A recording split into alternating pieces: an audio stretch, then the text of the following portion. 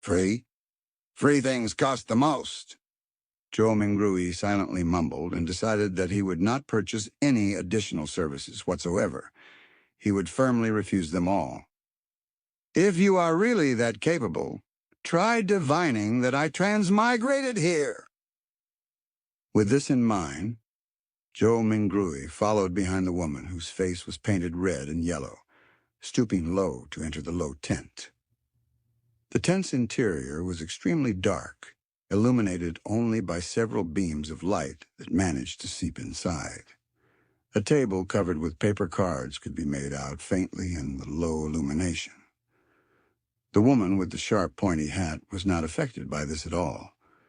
Her long black dress glided as though it was moving over water while she went around to the table. She sat on the opposite side and lit a candle. The dim yellow light flickered, causing the inside of the tent to appear bright and dark at the same time. It instantly added a much more mysterious feel to the atmosphere. Joe Mingrui sat down quietly, his gaze sweeping over the tarot cards on the table, where he discovered familiar cards like the Magician, the Emperor, the Hanged Man, and Temperance, etc.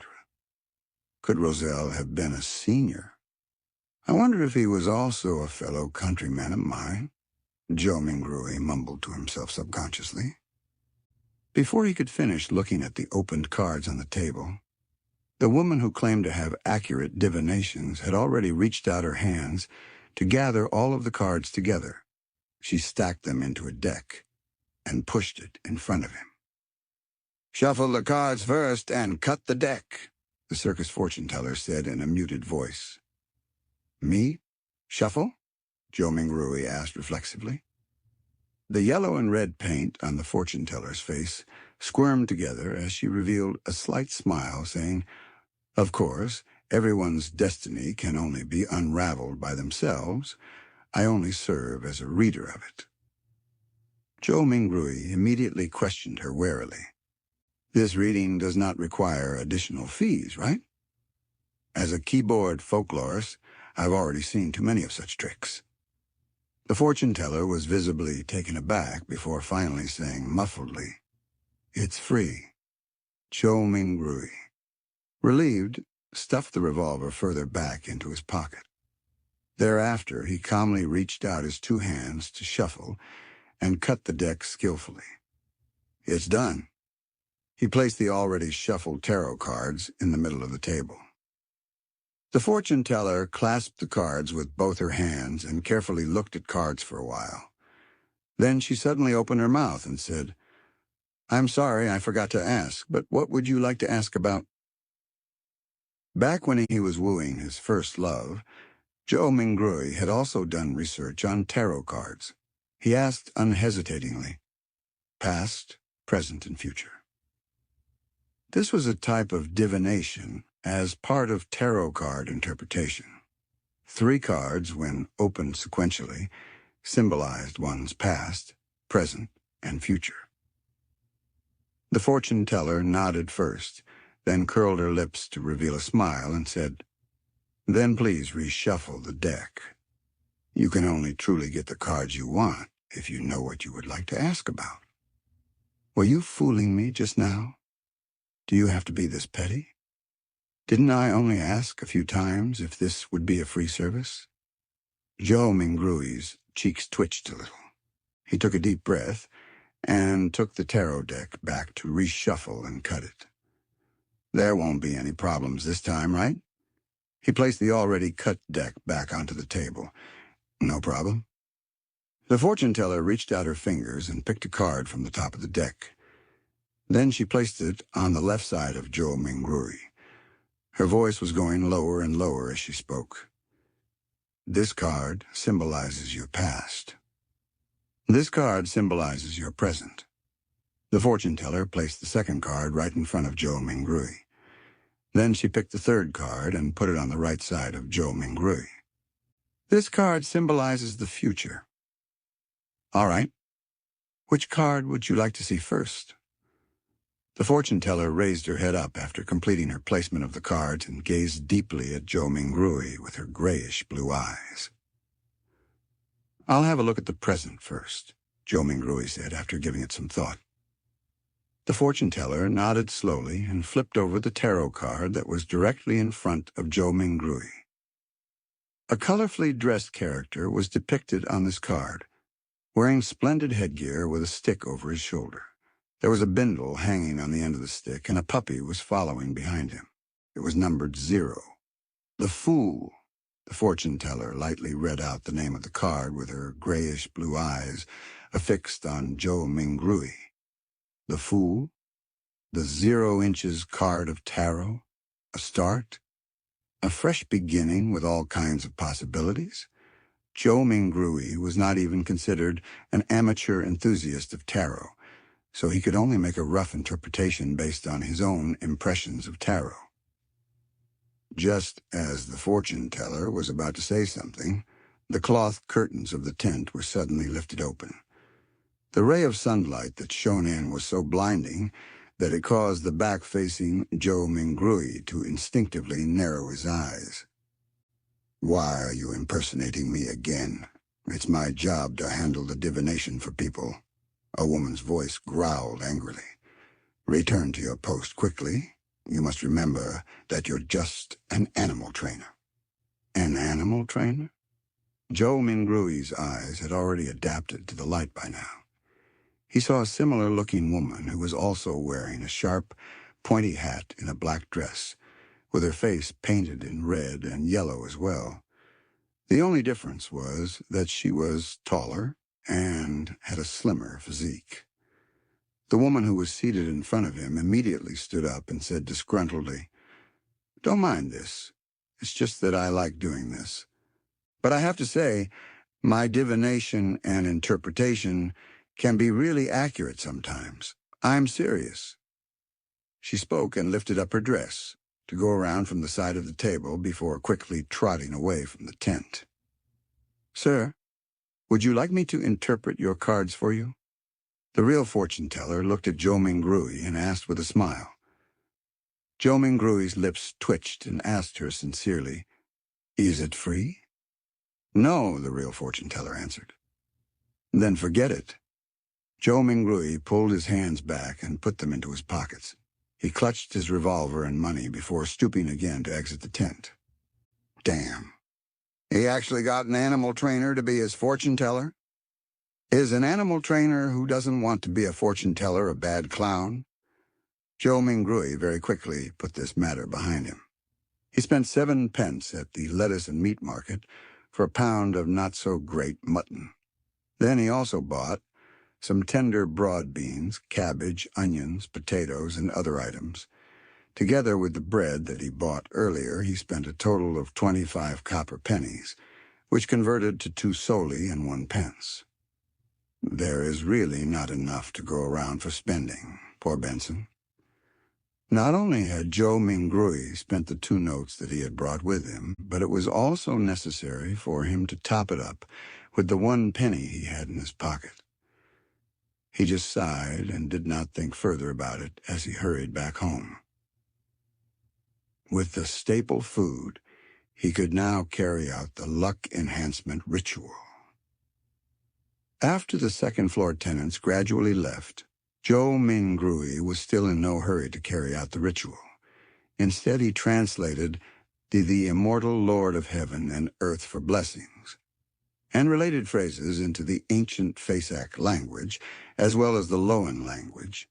He was intending to try the ritual again the next day in those local languages if the original incantation did not take effect. After all, he had to take into consideration the differences between the 2 worlds. In Rome, do as the Romans do.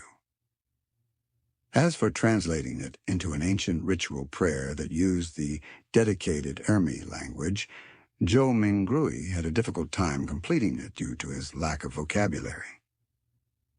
After readying everything, he finally took out the 4 loaves of rye bread.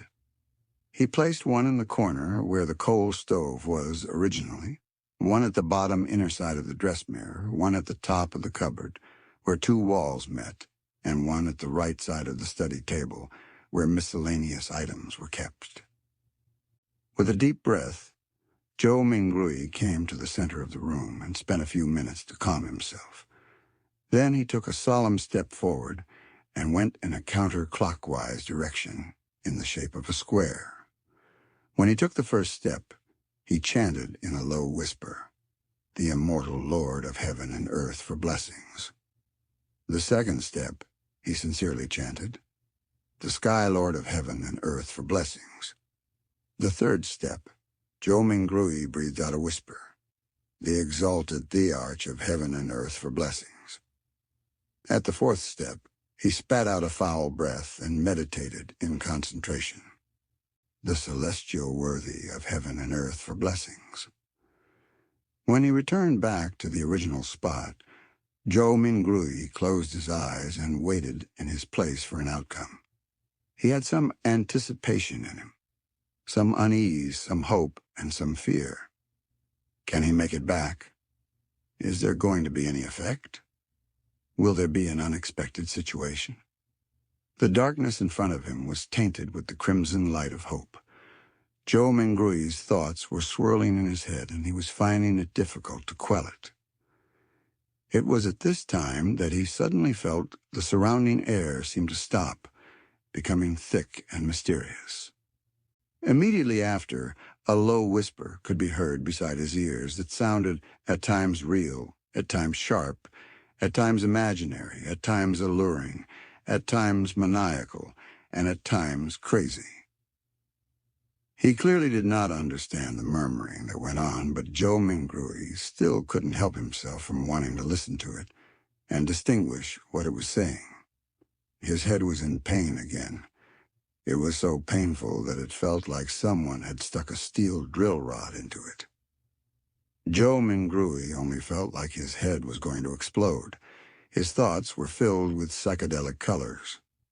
He knew that something was wrong and tried to open his eyes. However, he wasn't even able to complete such a simple action. His entire body was getting tighter and tighter, and it felt like he could just break apart at any time. At this time, a self-mocking thought came up in Joe Mingrui's mind. You wouldn't die if you didn't court death. He could no longer bear it. Just as his mind was going to break, the murmuring of voices faded away and his surroundings became very quiet. The mood was an erratic one. It was not only the mood. Joe Mingrui felt his own body going through the same sensations as well. He tried once more to open his eyes, an extremely easy task this time. A gray fog appeared over his eyes, haziness, vague, and endless. What's with this situation?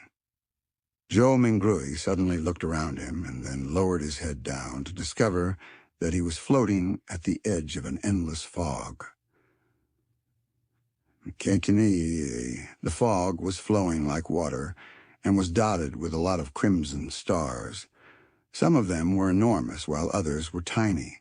There was a sense of them being hidden in the deep depths, while others floated over the surface of this water-like fog. Looking at the seemingly holographic sight, Joe Mingrui reached out his right hand in a half-confused, half-exploring manner to try to touch the crimson star that was seemingly floating on the surface. He was trying to find a way to leave this place. When his hand touched the surface of that star, a watermark suddenly appeared from within his body and agitated the stars into a crimson burst. It looked like a dreamlike burning of flames. Joe Mingrui got a fright from it. He retracted his right hand in a panic, but accidentally touched yet another crimson star. As a result, this star burst with splendid light as well. In turn, Joe Mingrui felt his mind empty and his spirit dissipated. In the Loan Kingdom's capital, Baklan, inside a luxurious-looking villa at the Royal District, Audrey Hall sat in front of a dresser. The markings on it were antiquated, and there was a cracked bronze mirror on the surface. "Mirror, mirror, awaken," In the name of the Hall family, I command you to awaken." She switched between many different sayings, but there was no reaction from the mirror at all. After more than 10 minutes, she finally chose to give up and pouted her lips in grievance. She said in a soft murmur, "Father was indeed lying to me. He always tells me that this mirror was the treasure of the Solomon Empire's Black Emperor, and that it is an extraordinary item." Her voice trailed off. The bronze mirror which rested on the dresser suddenly glowed with a crimson light that shrouded her completely. In the Sonia Sea, a three-masted sailboat that looked like an obvious relic was navigating through a storm. Alger Wilson stood on deck, his body undulating with the currents at sea, maintaining his balance easily. He wore a robe embroidered with lightning patterns, and in his hand was a quirky-shaped glass bottle.